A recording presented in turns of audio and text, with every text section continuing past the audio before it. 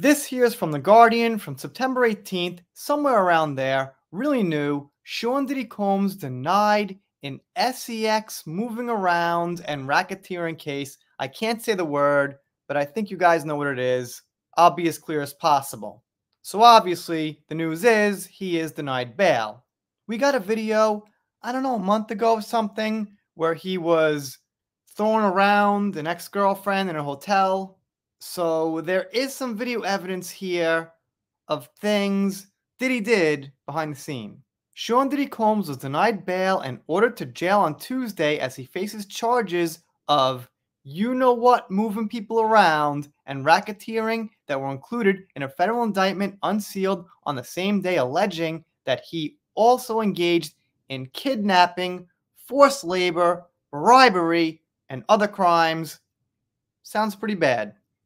Combs, 54, appeared in New York court and pleaded guilty after he was arrested in connection with the charges late on Monday in Manhattan. So, no bail, and he pleaded guilty. His apprehension came roughly 6 months after federal authorities conducting the trafficking investigation raided his home in Los Angeles and Miami. Federal Judge Robin Tarnifsky heard lengthy arguments from prosecutors and Combs' lawyers and decided the defendant should remain in federal detention. All right, so far sounds like Diddy did this. I'm open to hear what he has to say, obviously, but off the bat, doesn't look good. Combs took a long sip of water from a bottle after bail was denied and was led out of court without being handcuffed as he looked towards relatives in the public gallery. Mr. Combs is a fighter. He's going to fight this to the end. He's innocent. His lawyer, Mark Agrofio, from saying that right, said after court pleading to appeal the bail decision. The 3-count, 14-page indictment alleges racketeering, conspiracy, moving people around for that certain act, coercion, fraud, and the big old ladies of the night and being involved in that too.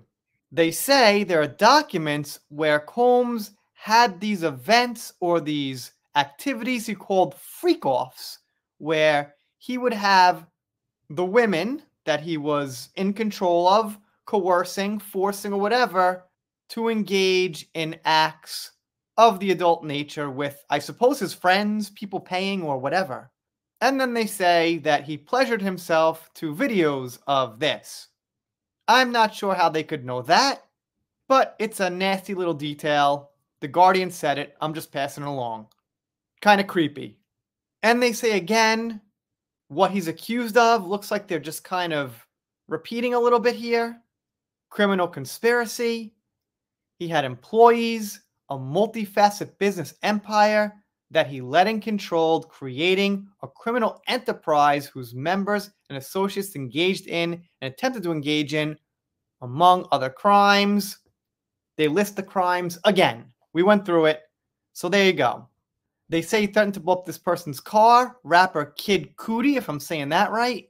And they say he provided drugs and lubricant for these freak-offs, as he calls them. They say there was a complaint about these freak-offs, that they occurred regularly, sometimes lasted multiple days, and often involved multiple commercial you-know-who workers of the night. And common sense tells me, if you're going to have these freak-outs, well, you're going to need a lot of lube. No one needs 1,000 bottles for their private life. No one even needs like 5. You know, I guess you need a little bit if you're going to do stuff. But not only that, the drugs, and not only that, you've got the AR-15 rifles to have, you know, a couple of guys in the corner saying, hey, you got to do this. You know, they got guns. That would make sense, and I could see how he could pull it off with that stuff at his disposal. So that's about it. We've heard about this before, about his abusive nature, the video in the hallway, but now the legalities are beginning, so it seems like this is just starting to happen. I predict it could be a pretty big story. I'll be covering it. For the record, my gut feeling tells me he did something, but I'll have to hear a side of the story. Let me know what you think in the comments. If you're not subscribed here, consider it. If you don't, I'll be sad, but I'll get over it. See you next time.